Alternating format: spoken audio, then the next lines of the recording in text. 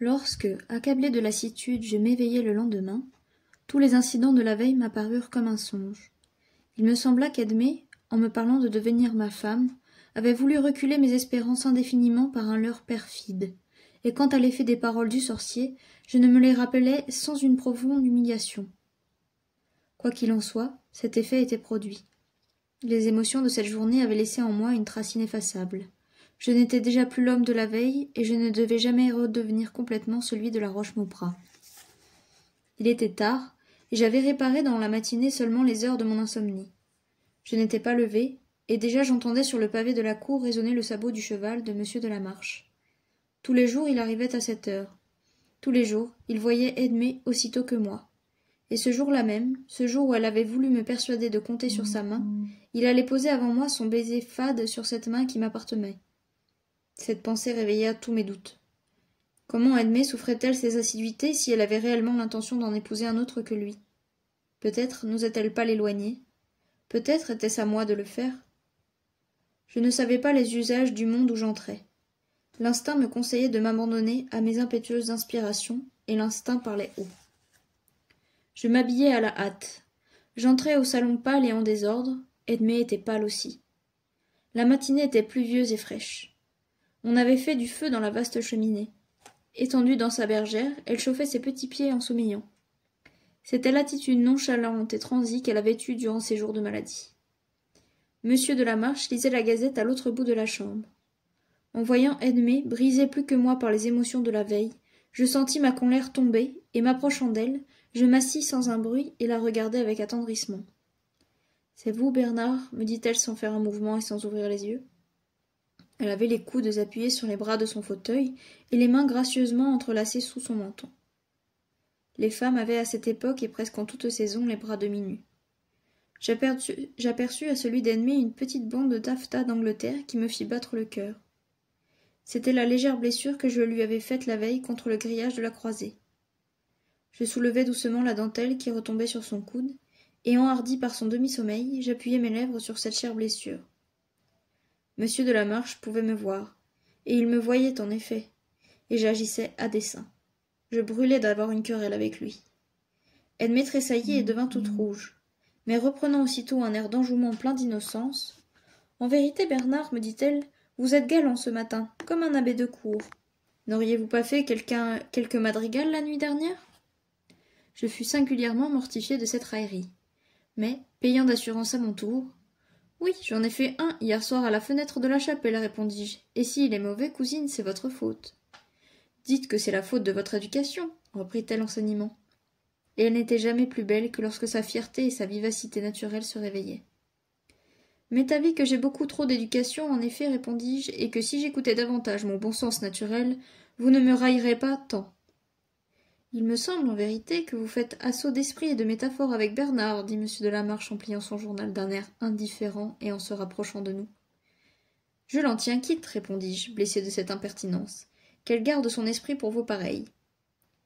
Je me levai pour l'affronter, mais il ne me parut pas s'en apercevoir, et s'adossant à la cheminée avec une incroyable aisance, il dit en se penchant vers Edmé d'une voix douce et presque affectueuse. « Qu'a-t-il donc » comme s'il se fût informé de la santé de son petit chien. « Que sait-on » répondit Edmé du même ton. Puis elle se leva en ajoutant. « J'ai trop mal à la tête pour rester là. Donnez-moi le bras pour remonter dans ma chambre. » Elle sortit appuyée sur lui. Je restai stupéfait. J'attendis, résolu à l'assumpter dès qu'il serait revenu au salon. Mais l'abbé entra, et peu après mon oncle Hubert. Ils se mirent à causer de sujets qui m'étaient tout à fait étrangers. Et il en était ainsi de presque tous.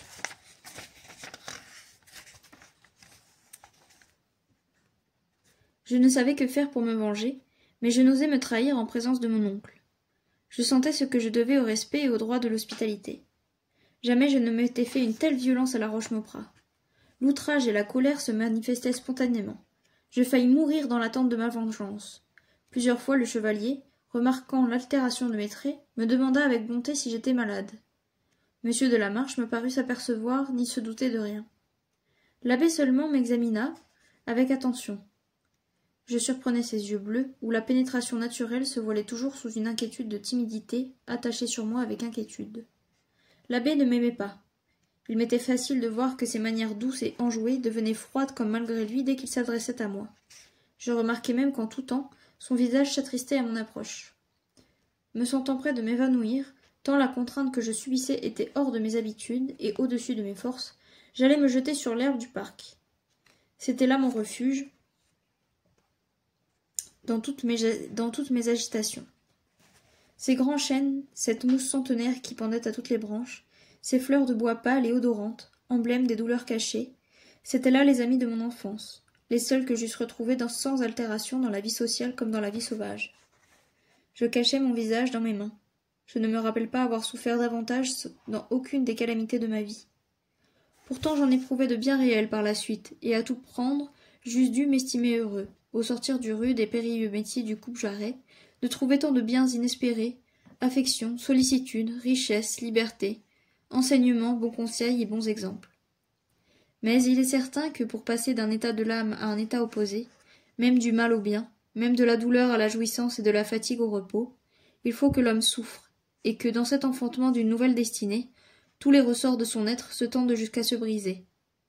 Ainsi, à l'approche de l'été, le ciel se couvre de sombres nuées, et la terre frémissante semble prête à s'anéantir sous les coups de la tempête. Je n'étais occupé en ce moment qu'à chercher un moyen d'assouvir ma haine contre M. de la Marche, sans trahir et sans laisser même soupçonner le lien mystérieux dont je me prévalais auprès d'Edmé. Quoique rien ne fût moins en vigueur à la Roche-Maupradt que la sainteté du serment, les seules lectures que j'eusse faites étant, comme je vous l'ai dit, quelques ballades de chevalerie, je m'étais pris d'un romanesque amour pour la fidélité des promesses, et c'était à peu près la seule vertu que j'eusse acquise. Le secret du tas aimé me retenait donc invinciblement. Mais ne trouverais-je pas, me disais-je, quelque prétexte plausible pour me jeter sur mon ennemi et pour l'étrangler? À vrai dire, cela n'était pas facile avec un homme qui semblait avoir un parti pris de politesse et de prévenance à mon égard. Dans ces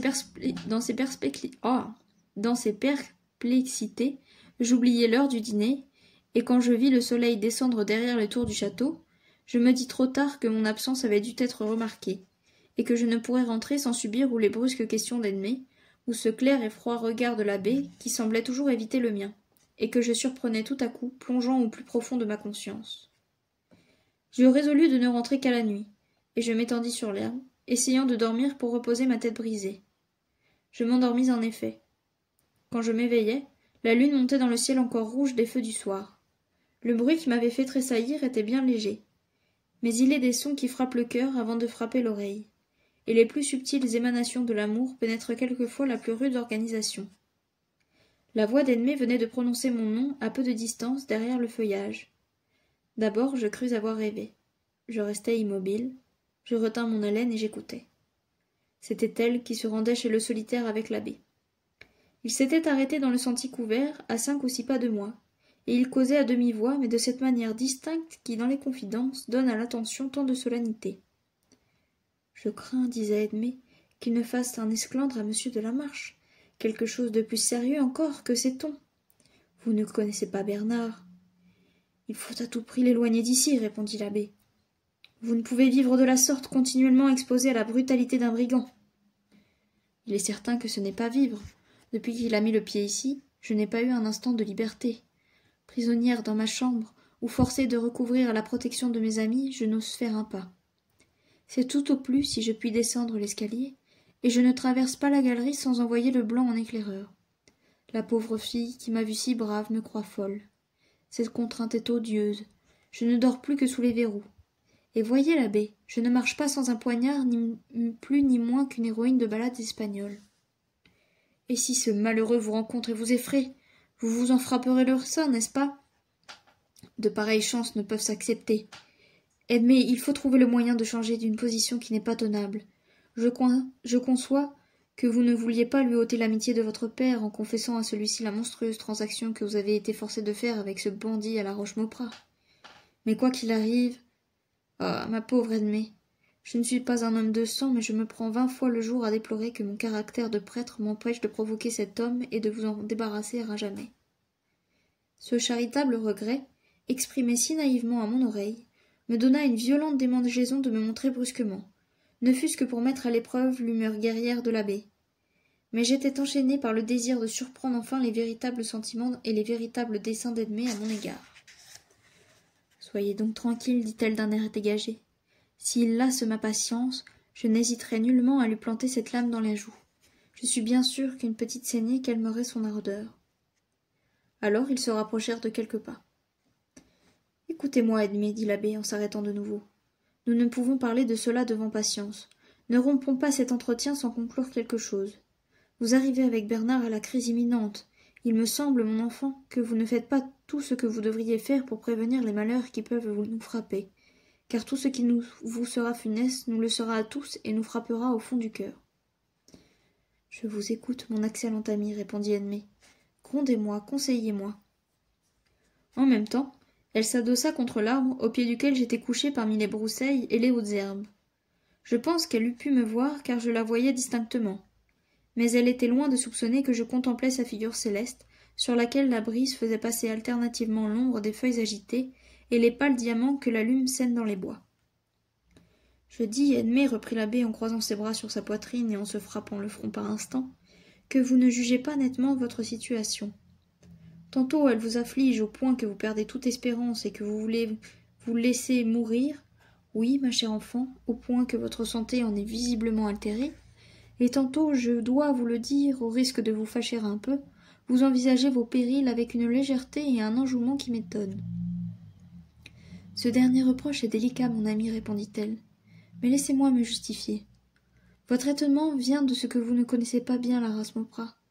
C'est une race indomptable, incorrigible, et dont il ne peut sortir que des casse-têtes ou des coupes-jarrets. À ceux que l'éducation a le mieux rabotés, il reste encore bien des nœuds, une fierté souveraine, une volonté de faire, un profond mépris pour la vie. Vous voyez que, malgré sa bonté adorable, mon père est si vif parfois qu'il casse sa tabatière en la posant sur la table, lorsque vos arguments l'emportent sur les siens en politique ou lorsque vous le gagnez aux échecs. Pour moi, je sens que mes veines sont aussi larges que si j'étais né dans les nobles rangs du peuple, et je ne crois pas que jamais aucun Mauprat ait brillé à la cour par la grâce de ses manières. Comment donc voudriez-vous que je fisse grand cas de la vie, étant né brave? Il est pourtant des instants de faiblesse où je me décourage de reste et m'apitoie sur mon sort comme une vraie femme que je suis. Mais que l'on me fâche, que l'on me menace, et le sang de la race forte se ranime, et alors, ne pouvant briser mon ennemi, je me croise les bras et me mets à rire de pitié de ce qu'il espère me faire peur. Tenez, l'abbé, que ceci ne vous paraisse pas une exagération, car demain, ce soir peut-être, ce que je dis peut se réaliser. Depuis que ce couteau de nacre, qui n'a l'air bien matamore, mais qui est bon, voyez, a été affilé par Don Marcas, qui s'y entend, je ne l'ai quitté ni jour ni nuit, et mon parti a été pris. Je n'ai pas le poignet bien ferme, mais je saurais me donner un coup de couteau aussi bien que je sais donner un coup de cravache à mon cheval. Eh bien, cela posé, mon honneur est en sûreté. Ma vie seule tient à un fil, à un verre de vin de plus ou de moins qu'aura bu un de ces soirs M. Bernard, à une rencontre, à un regard qu'il aura cru surprendre entre Delamarche et moi. À rien peut-être. Qu'y faire? Quand je me désolerai, effacerai-je le passé? Nous ne pouvons arracher une seule page de notre vie, mais nous pouvons jeter le livre au feu.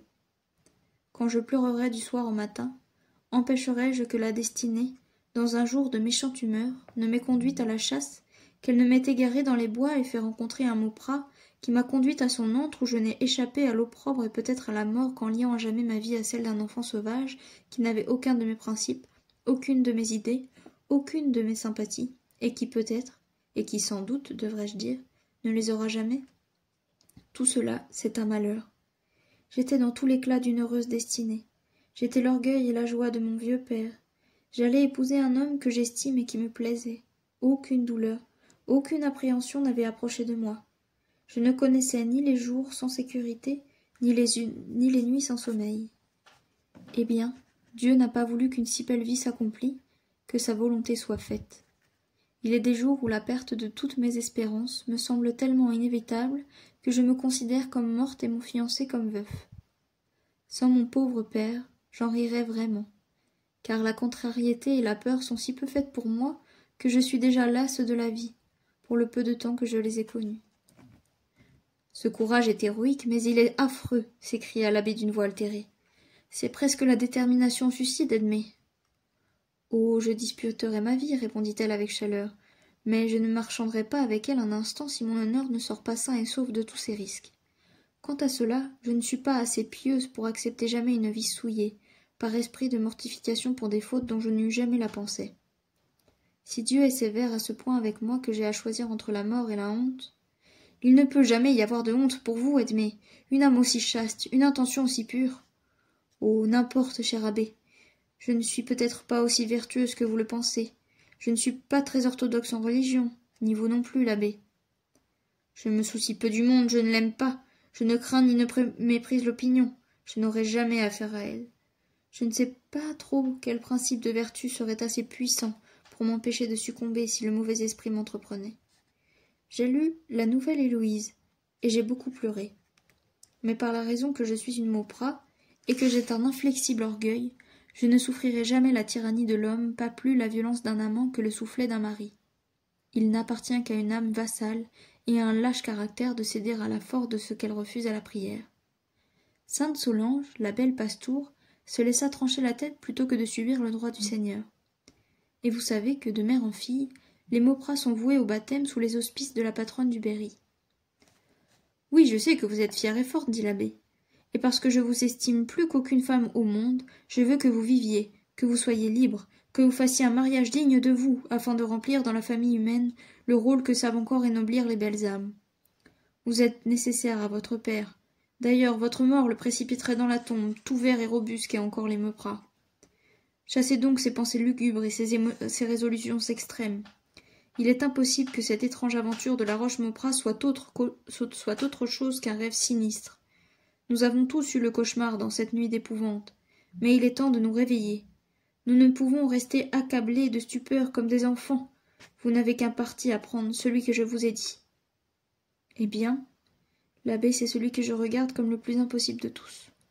J'ai juré par tout ce qu'il y a de plus sacré dans l'univers et dans le cœur humain. Un serment arraché par la menace et la violence n'engage personne.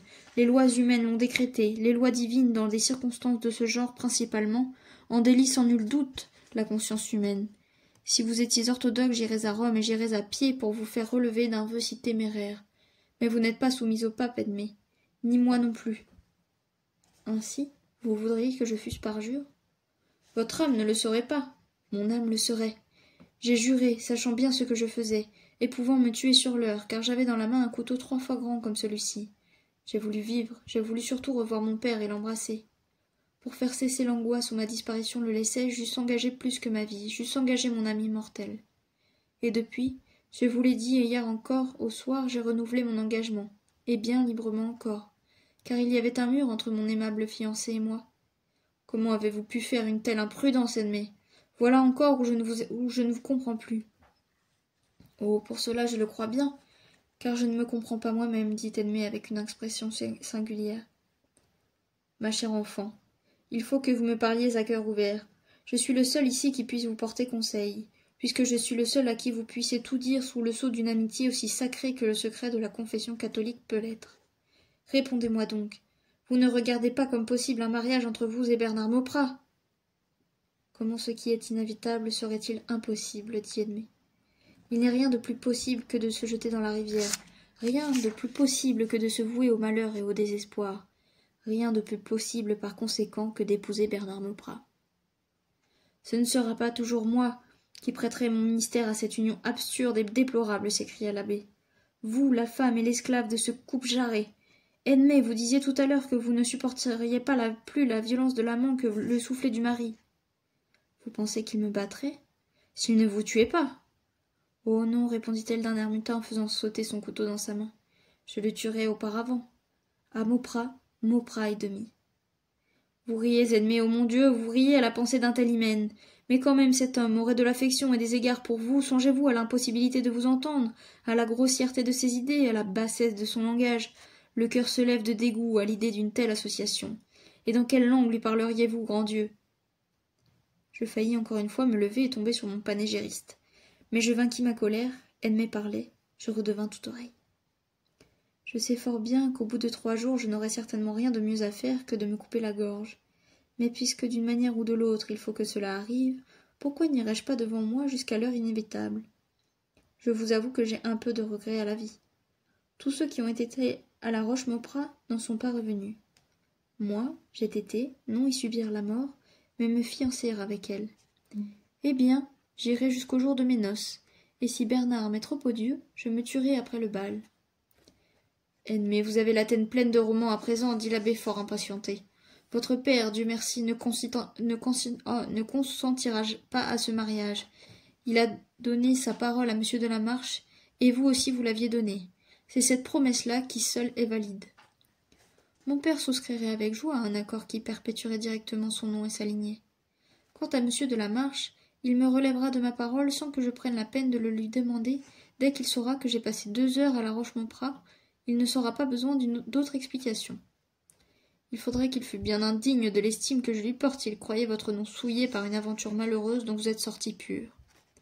Grâce à Bernard, dit Edmé, car enfin je lui dois de la reconnaissance, et malgré ses réserves et conditions, son action est grande et inconcevable de la part d'un couple jarret. Dieu me préserve de nier les bonnes qualités que l'éducation a pu développer dans ce jeune homme, et c'est à cause de ce bon côté qu'il est possible de lui faire entendre raison.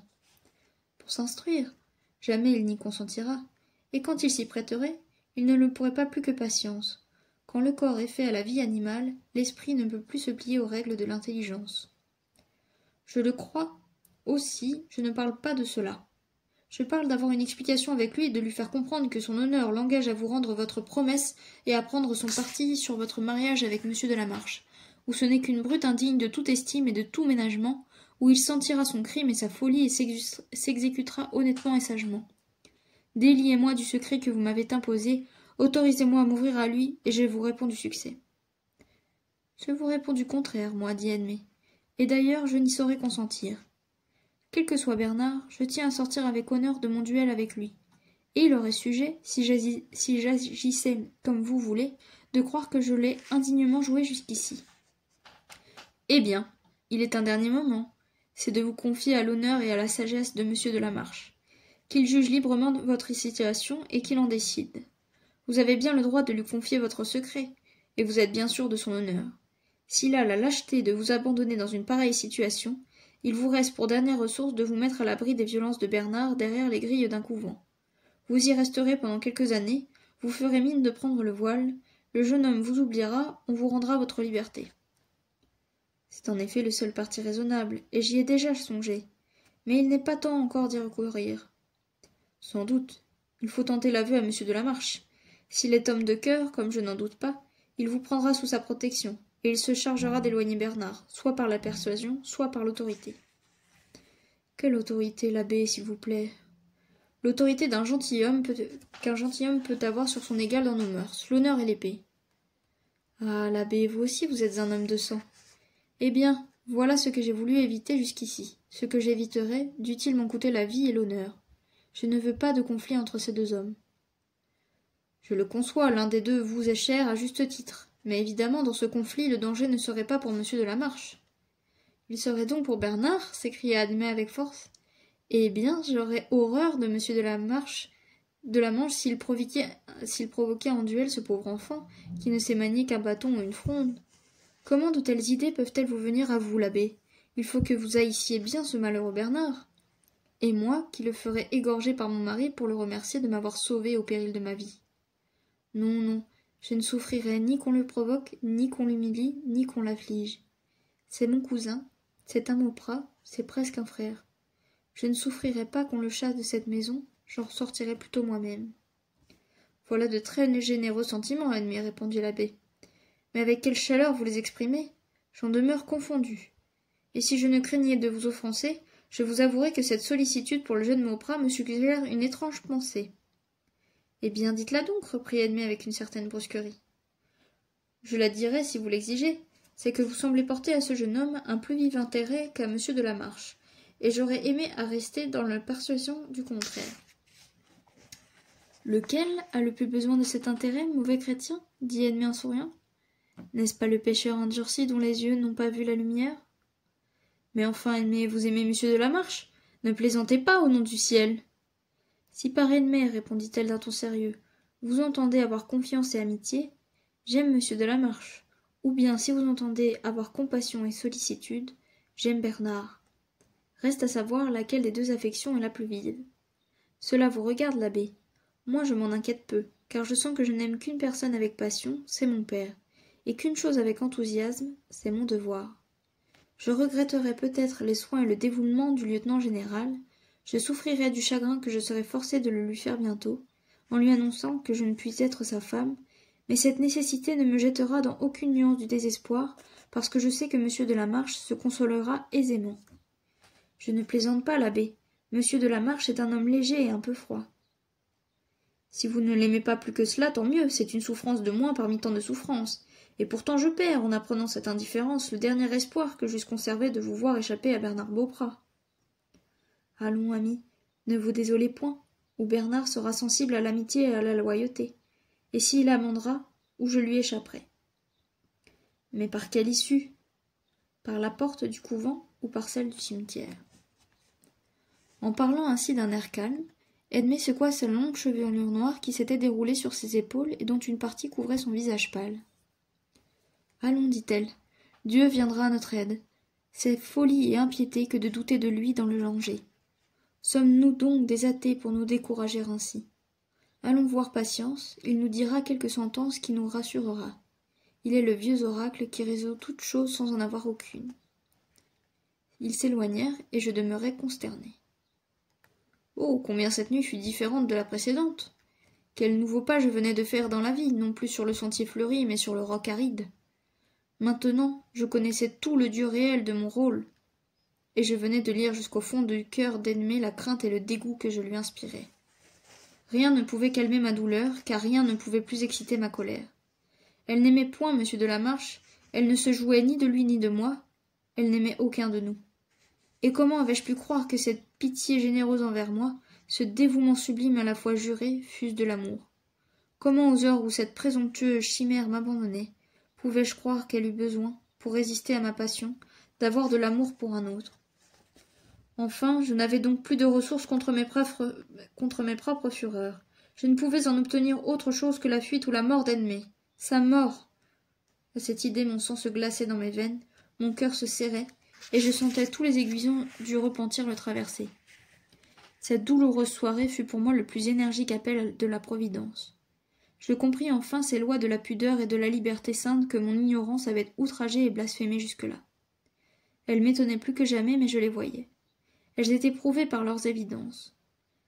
L'âme forte et sincère d'Edmé était devant moi comme la pierre du Sinaï où le doigt de Dieu venait de tracer la vérité immuable. Sa vérité n'était pas feinte, son couteau était aiguisé et toujours prêt à laver la souillure de mon amour. Je fus si effrayé du danger que j'avais couru de l'avoir expiré dans mes bras, si consterné de l'outrage que je lui avais fait en espérant vaincre sa résistance, que je cherchais tous les moyens extrêmes de réparer mes torts et de lui rendre le repos. Le seul qui parut au-dessus de mes forces fut de m'éloigner, car en même temps que le sentiment de l'estime et du respect se révélait en moi, mon amour, changeant pour ainsi dire de nature, grandissait dans mon âme et s'emparait de mon être tout entier. Edmé m'apparaissait sous un nouvel aspect. Ce n'était plus cette belle jeune fille dont la présence jetait le désordre dans tous mes sens. C'était un jeune homme de mon âge, beau comme un séraphin, fier, courageux, inflexible sur le point d'honneur, généreux, capable de cette amitié sublime qui faisait les frères d'armes, mais n'ayant d'amour passionné que pour la divinité, comme ces paladins qui, à travers 1000 épreuves, marchaient à la terre sainte sous une armure d'or. Je sentis dès ce moment mon amour descendre des orages du cerveau dans les saines régions du cœur, et le dévouement ne me parut plus une énigme. Je résolus de faire dès le lendemain acte de soumission et de tendresse. Je rentrai fort tard, accablé de lassitude, mourant de faim, brisé d'émotion. J'entrai dans l'office, je pris un morceau de pain, et je le mangeai trempé de mes larmes. J'étais appuyé contre le poêle éteint à la lueur mourante d'une lampe épuisée. Edmé entra sans me voir, prit quelques cerises dans le mahut, et s'approcha lentement du poêle. Elle était pâle et absorbée. En me voyant, elle jeta un cri et laissa tomber ses cerises. « Edmé, lui dis-je, je vous supplie de n'avoir plus jamais peur de moi. C'est tout ce que je puis vous dire, car je ne sais pas m'expliquer, et pourtant j'avais résolu de vous dire bien des choses. »« Vous me direz cela une autre fois, mon bon cousin, me répondit-elle en essayant de me sourire. Mais elle ne pouvait dissimuler la peur qu'elle éprouvait en se trouvant seule avec moi. Je n'essayai pas de la retenir, Je ressentais vivement la douleur et l'humiliation de sa méfiance, et je n'avais pas le droit de m'en plaindre, cependant jamais un homme n'avait eu autant besoin d'être encouragé. Au moment où elle quittait l'appartement, mon cœur se brisa et je fondis en larmes, comme la veille à la fenêtre de la chapelle. Edmé s'arrêta sur le seuil, hésita un instant, puis, entraînée par la bonté de son cœur et surmontant ses craintes, elle revint vers moi, et s'arrêtant à quelques pas de ma chaise, « Bernard, vous êtes malheureux, me dit-elle. Est-ce donc ma faute ?» Je ne pus répondre, j'étais honteux de mes larmes, mais plus je faisais d'efforts pour les retenir, plus ma poitrine se gonflait de sanglots. Chez les êtres aussi physiquement forts que je l'étais, les pleurs sont des convulsions. Les miens ressemblaient à une agonie. « Voyons, dis donc ce que tu as, s'écria Edmé avec la brusquerie de l'amitié fraternelle. Et elle osa poser sa main sur mon épaule. Elle me regardait d'un air d'impatience, et une grosse larme coulait sur sa joue. Je me jetai à genoux et j'essayai de lui parler, mais cela me fut encore impossible. Je ne pus articuler que le mot « demain » à plusieurs reprises. « Demain ? Quoi donc demain » dit Edmé. « Est-ce que tu ne te plais pas ici ? Est-ce que tu veux t'en aller ?»« Je m'en irai si vous voulez, répondis-je. Dites, voulez-vous ne me revoir jamais ? Je ne veux point de cela, reprit-elle. Vous resterez ici, n'est-ce pas ? Commandez, répondis-je. Elle me regarda avec beaucoup de surprise. Je restais à genoux. Elle s'appuya sur le dos de ma chaise. Moi, je suis sûre que tu es très bon, dit-elle, comme si elle eût répondu à une objection intérieure. Un Mauprat ne peut rien être à demi, et du moment que tu as un bon quart d'heure, il est certain que tu dois avoir une noble vie. Je l'aurai, répondis-je. Vrai, dit-elle avec une joie naïve et bonne. Sur mon honneur, Edmé, et sur le tien. Oses-tu me donner une poignée de main ? Certainement, dit-elle. Elle me tendit la main, mais elle tremblait. Vous avez donc pris de bonnes résolutions, me dit-elle. J'en ai pris de telles que vous n'aurez jamais un reproche à me faire, répondis-je. Et maintenant retirez-vous dans votre chambre, Edmé, et ne tirez plus les verrous. Vous n'avez plus rien à craindre de moi. Je ne voudrai jamais que ce que vous voudrez. Elle attacha encore sur moi ses regards avec surprise, et pressant ma main, elle s'éloigna, se retourna plusieurs fois pour me regarder encore, comme si elle n'eût pu croire à une si rapide conversion. Puis, enfin s'étant arrêtée sur la porte, elle me dit d'une voix affectueuse. Il faut aller vous reposer aussi, vous êtes fatigué, vous êtes triste et très changé depuis 2 jours. Si vous ne voulez pas m'affliger, vous vous soignerez, Bernard. Elle me fit un signe de tête amical et doux. Il y avait dans ses grands yeux, creusés déjà par la souffrance, une expression indéfinissable où la méfiance et l'espoir, l'affection et la curiosité se peignaient alternativement et parfois tous ensemble. « Je me soignerai, je dormirai, je ne serai pas triste, répondis-je. Et vous travaillerez ? Et je travaillerai. Mais vous, Edmé, vous me pardonnerez tous les chagrins que je vous ai causés, et vous m'aimerez un peu. Et je vous aimerai beaucoup, dit-elle, si vous êtes toujours comme ce soir. Le lendemain, dès le point du jour, j'entrai dans la chambre de l'abbé, et il était déjà levé et lisait. « Monsieur Aubert, lui dis-je, vous m'avez proposé plusieurs fois de me donner des leçons. Je viens vous prier de mettre à exécution votre offre obligeante. » J'avais passé une partie de la nuit à préparer cette phrase du début et le maintien que je voulais garder vis-à-vis de l'abbé.